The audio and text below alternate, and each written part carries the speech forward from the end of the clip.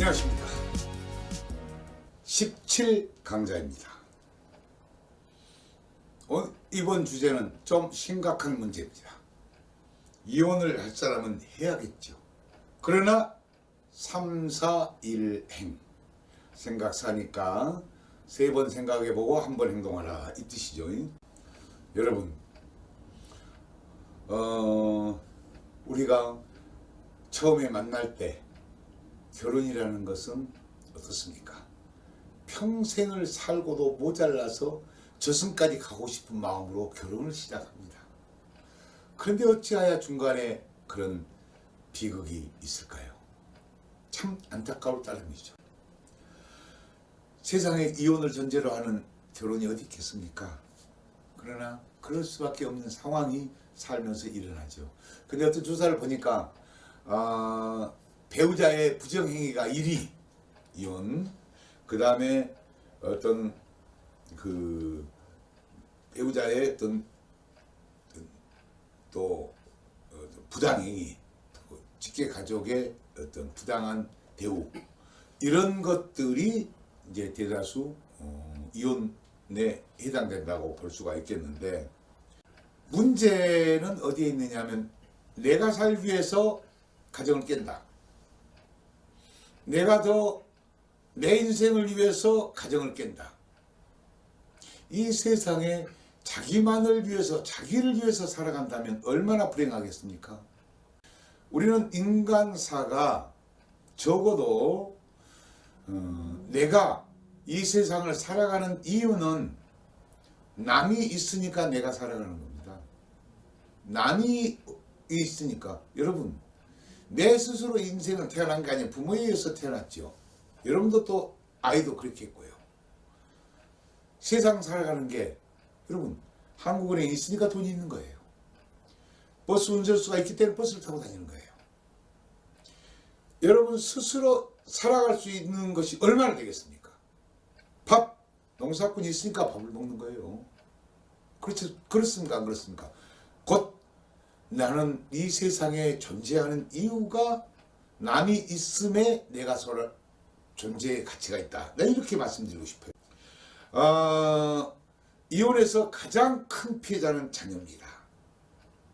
그 자녀는 혹독한 피해를 보는 것입니다. 죄도 없이 말입니다. 아이는 태어난 죄밖에 없습니다. 그런데 왜 아이가 혹독한 대가를 치러야 될까요?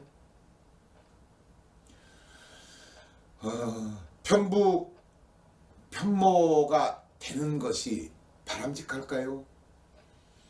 남자아이든 여자아이든 우리가 가사 분담은 있냐 하더라도 아버지가 가지고 있는 모습, 어머니가 가지고 있는 모습, 남성이 가지고 있는 모습, 여성이 가지고 있는 모습, 이것은 반드시 각자 그 분야별로 배워져야 되는 겁니다. 편모 밑에서 자라게 됐을 때 아버지라는, 남자라는 이런 것을 몰랐을 때에 여자아이가 나중에 배우자를 택할 때도 굉장히 일을 먹습니다. 배우자 잘못 만나면 어떻게 되겠습니까? 그래서 편모가 주는 영향이 클 수도 있죠. 또 아버지 모습을 못 보고 자랐을 때 이 아이가 가서 시아버지와의 관계라든가 이런 거에 대해서 굉장히 일을 먹습니다. 왜? 남자라는 것에 대해서 못 배웠기 때문에. 반대로 편부도 마찬가지입니다. 편모가 마찬가지입니다. 그래서 여러분들이 결혼은 3, 4, 1행 3번 생각해보고, 이혼은 3번 생각해보고 1번 하라는 거죠. 아이 입장에서만 본다면 이혼은 부모 자신을 위안을 위해서, 편리함을 위해서 죄 없는 아이가 피해자가 되는 것입니다. 1피해자예요. 여러분 데려가서 키우면 되지. 너무나도 단순한 얘기입니다. 그렇죠? 여러분, 이 세상에 이혼을 생각해보지 않는 부부가 어디 있겠습니까? 저도 마찬가지예요. 그러나 안 했습니다.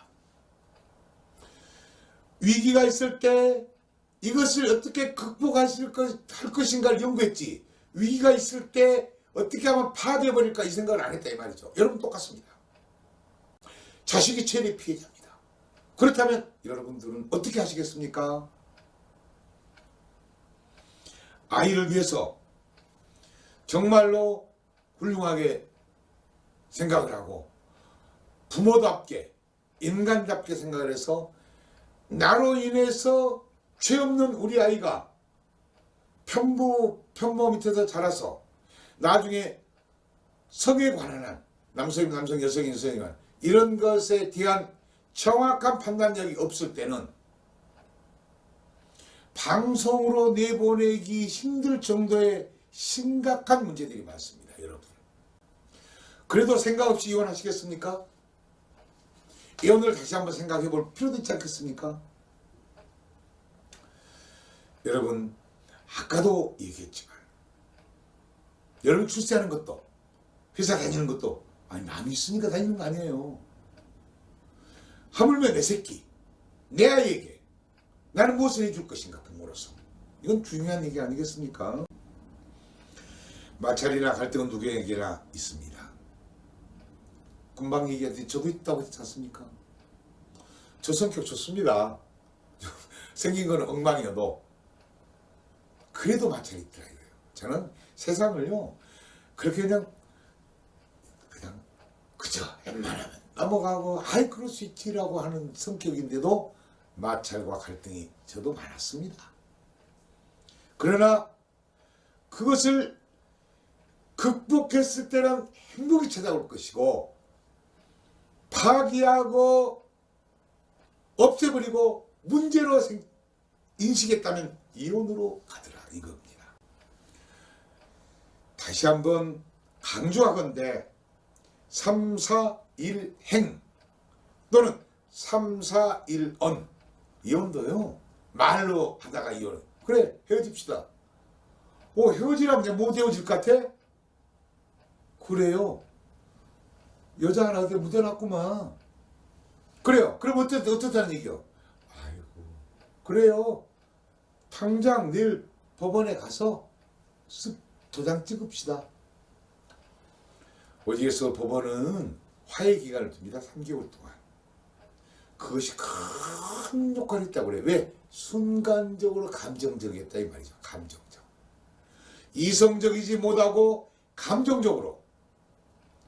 저는 그 부부 상담을 이제 어느 라디오 프로그램을 진행을 해본 적이 있습니다만은 네, 구질구질해요. 어떻게 그런 유치한 거 가지고 남편하고 헤어지고 아내하고 헤어진다는 얘기를 하십니까? 아니 애기예요?